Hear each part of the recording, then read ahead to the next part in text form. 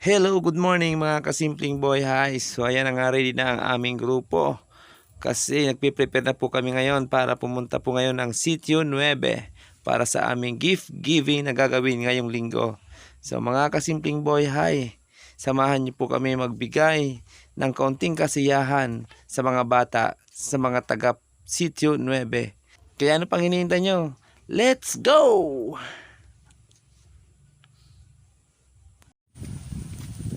Andito po kami ngayon sa Sitio 9 ng Barangay Timbang. So ayan, kasama ko po ang KVR5, ang Kabalikat Civicom Minalabak Chapter.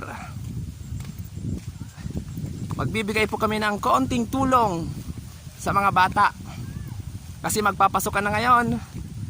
So meron po kaming dala dito ng mga school supplies. Hello mga kasimpleng boy hi, nakarating na nga po pala kami dito sa area, sa Sitio 9. Medyo malayo na po ito sa sentro. Kung mapansin nyo po, lahat pala yan na nasa paligid nito. So ayan ang mga bata, naghihintay na.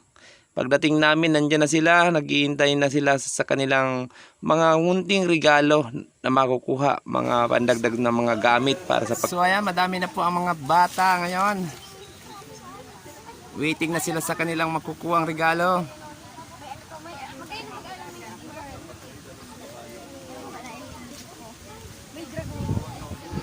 Simpleng boy hi, excited na sila sa mga makukuha nila.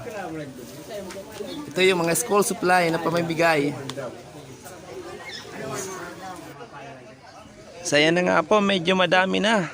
Kasi inantay pa namin yung ibang mga bata kasi maaga po kami pumunta dyan. Medyo yung iba tulog pa at nag-aalmusal pa daw, kaya nag-antay-antay muna kami sa iba pang mga bata para lahat naman mabigyan. So ayan, magbigay din po pala niyan si Kuya Rizzy ng kaunting pagkain sa mga kapwa niya bata. May dala din siyang kaunting pagkain para ibibigay niya daw sa mga kapwa niya bata na nandyan. So ayan, si Kuya Rizzy muna nagbibigay para dyan sa mga batang nandyan. So makikita niyo po, ang daming bata po dyan. Ang liliit pero mga may high school na. Kaway, kaway! Kaway, kaway!